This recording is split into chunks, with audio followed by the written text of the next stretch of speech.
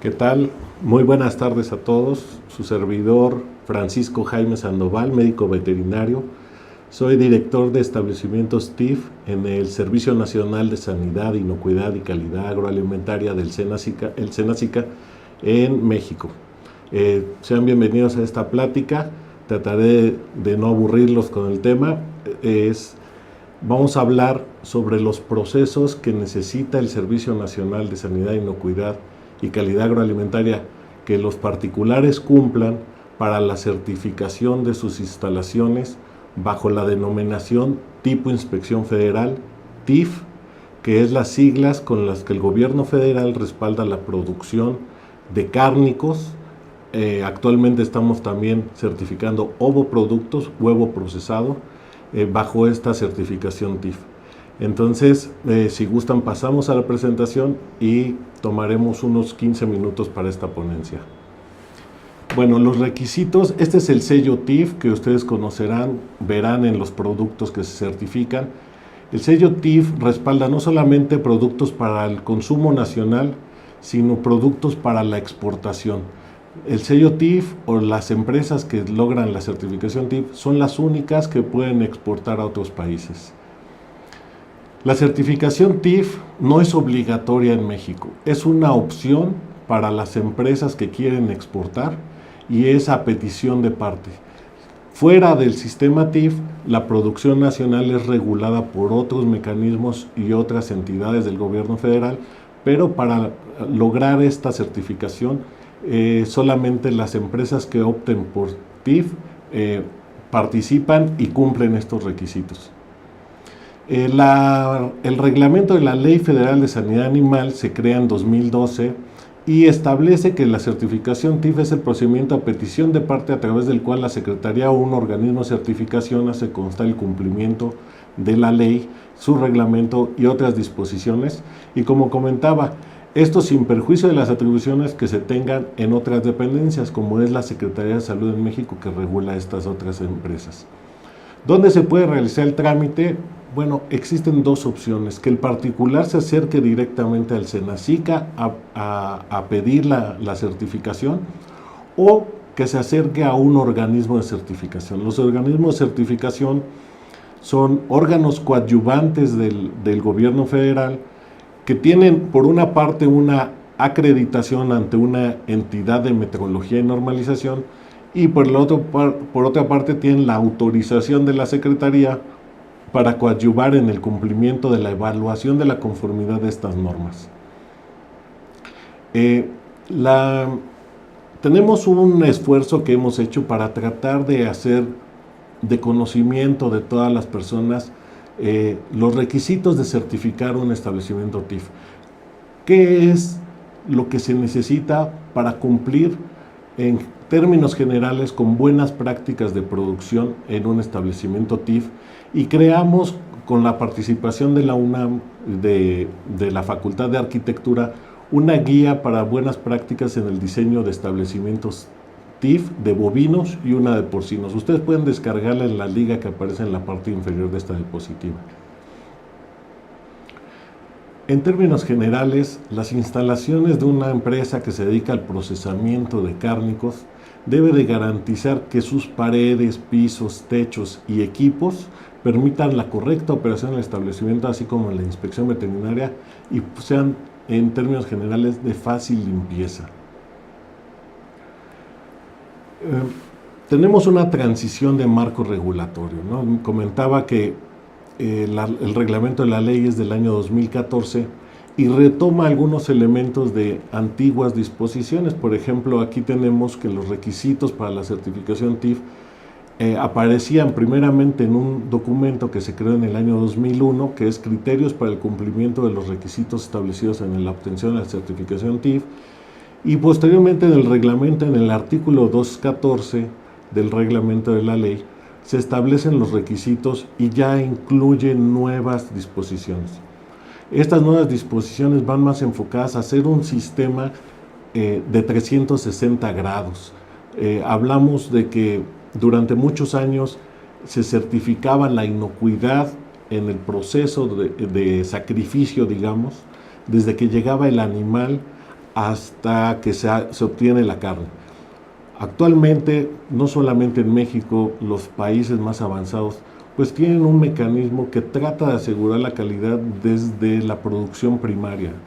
A esto va enfocado la incorporación ya en el reglamento de las buenas prácticas pecuarias o las buenas prácticas de producción, desde la producción primaria, el acopio de los animales, la alimentación en los corrales, la llegada a la planta de sacrificio, haciéndola de 360 grados esta certificación.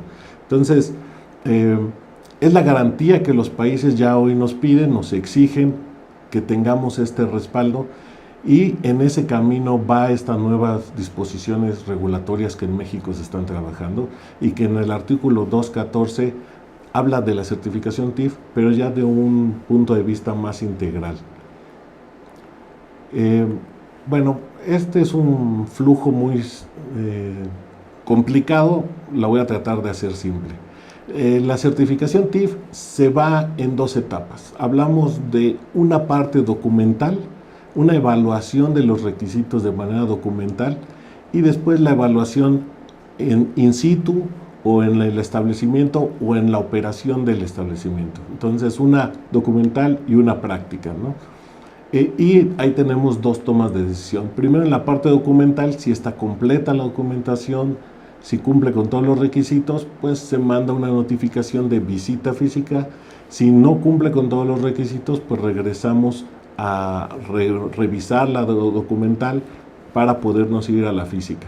Si la revisión física es favorable, pues podemos ya dar la certificación TIF del establecimiento, o si hay observaciones en la implementación en piso, pues nos vamos a darle observaciones al particular, correcciones, y vuelve a ingresar sus correcciones para poder llegar a la certificación TIF.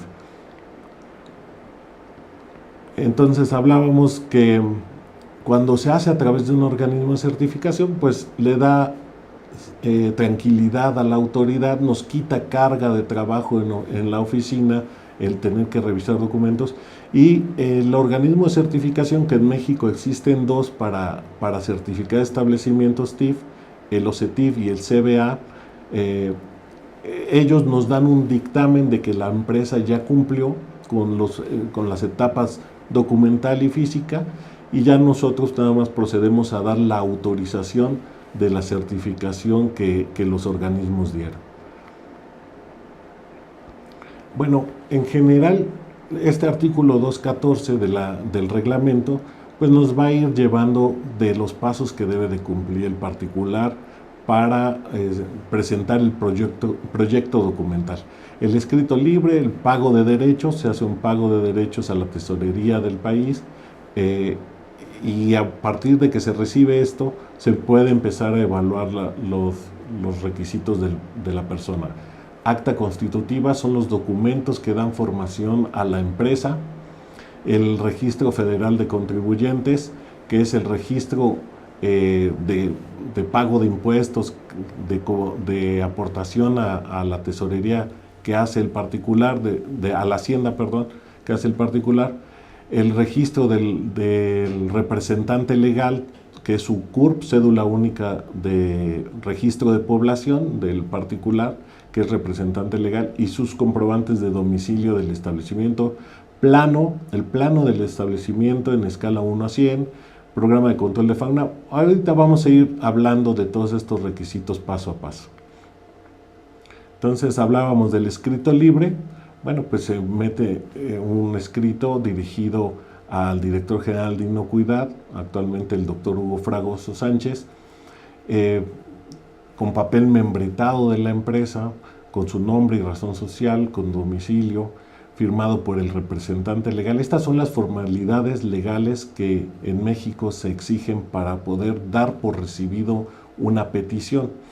El horario de labores del establecimiento, días, horarios, turnos, la capacidad con la que el establecimiento va a estar trabajando, la especie que quiere procesar, hablamos un rastro, pues va a ser específico para bovino tal vez, o tenga dos líneas, una para bovino y porcino. Estos requisitos tiene que darnos el particular para poder nosotros saber a qué se va a dedicar. Eh, el pago de derechos, hablábamos, existe un mecanismo para pagar directamente a la tesorería, los 19,052 pesos, que es la aportación, aproximadamente $1,000. Y este pago de derechos es el paso inicial para evaluar la conformidad de su documentación. Hablábamos del acta constitutiva, de la persona moral. Puede ser una persona física el que meta el trámite, en este caso no requiere acta constitutiva, pero cuando es una persona moral, pues hablamos de que se dé la razón social, cómo se crea esta razón social, a qué se va a dedicar esta razón social. Se le da poder a un representante legal dentro del acta constitutiva.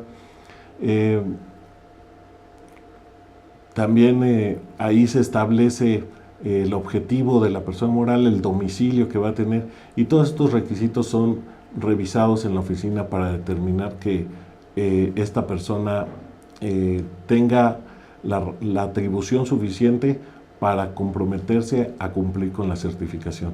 Hablábamos del Registro Federal de Contribuyentes, el RFC, la Cédula Única de Registro de Población del Particular, el CURP, y sus comprobantes de domicilio. El plano, bueno, dentro del plano se pide muy específicamente acotado en escala 1 a 100, porque esto nos da una medida estándar que se va a los archivos del Senacica, en la que podemos fácilmente hacer la proporción a tamaño real de cuánto mide un establecimiento, ¿no? 1 metro es igual a 1 centímetro, entonces de esa manera podemos tener claramente establecidos las distancias que hay en pasillos, en cámaras de conservación, en cámaras de refrigeración, en salas de proceso. La razón social del establecimiento tiene que ir en el plano, esto, como comentábamos, por los archivos que se van almacenando en nuestro expediente, y saber a qué razón social corresponde esa empresa, y el domicilio, porque en un momento dado puede haber 2 establecimientos con la misma razón social, pero en diferentes domicilios. La actividad que se va a certificar, también aquí hablamos de las ampliaciones. Una empresa que ya está certificada, si hoy incorpora nuevas cámaras, nuevos procesos que modifican sus flujos, que dan más capacidad, que incorporan nuevas especies, también tiene que pasar por el proceso de ampliación, que hoy en día en términos generales es muy similar para la certificación y ampliación. La especie es a certificar, la capacidad instalada, hablábamos hace rato. El flujo del personal y del producto es muy importante. Los flujos dentro del plano nos va a decir en la revisión documental que no se esté teniendo un retroceso en la línea de producción, que no se tenga un cruce entre el personal que va a un área sucia, que va a un área limpia, y también les pedimos ahí el flujo de los decomisos o de la basura que sale, para también determinar que no vaya a ser una contaminación cruzada, motivo de una contaminación cruzada. El programa de control de fauna nociva, bueno, la ley dice, el reglamento señala, que puede tenerlo el particular como parte de sus procesos, implementarlo él mismo, o contratar a un tercero especializado en dar ese servicio de control de fauna nociva. En dado caso nos tendrá que presentar el contrato que celebra con ese tercero y un plan básico de control de fauna nociva. Ustedes ya habrán oído de los prerequisitos para la implementación de un plan HACCP. Bueno, pues el programa de control de fauna nociva es uno de estos prerequisitos que debe de tener el contrato con un particular, y que debe de cumplir el programa de control de fauna nociva. Bueno, pues debe de tener el nombre o razón social, domicilio de la empresa que presta el servicio, el contrato vigente, hablábamos ahí. Esto es muy importante en la evaluación, las vigencias de los contratos, también vemos eso. Lista de productos que se utilizarán, la frecuencia de uso, la rotación de los productos para que no vaya a causar una resistencia de las plagas a ese producto, o que simplemente no se acostumbren al mismo plaguicida y ya no lo consuman y no puedas controlar la plaga, ¿no? Croquis de la ubicación de las trampas para roedores, en su caso de las trampas para insectos voladores, numeradas, identificadas dentro de un plano, no dentro del plano general, pero un plano específico para control de faunas, pero que evidencie perfectamente dónde están colocadas todas las trampas y control de plagas. El método con el que va a estar un personal monitoreando, con el que va a haber alguien que verifique que el proveedor lleva a cabo bien la evaluación de la eficacia del programa. Las acciones correctivas en caso de falla del programa, si llegamos a una planta y vemos insectos voladores dentro del establecimiento, quiere decir que no está funcionando el control de fauna nociva. Hay una desviación. ¿Qué va a hacer el particular para restablecer las condiciones de inocuidad y controlar las faunas nocivas dentro del establecimiento? Si vemos un ratón, pues por supuesto el programa está fallando. ¿Cómo se monitorea, cómo se verifica, cómo el prestador de servicios que hace el control de fauna nociva nos va a dar acciones que satisfagan y corrijan las desviaciones? Y esto, ¿en qué registros queda reportado? ¿Cómo se implementan los registros? Tienen que integrarnos en el expediente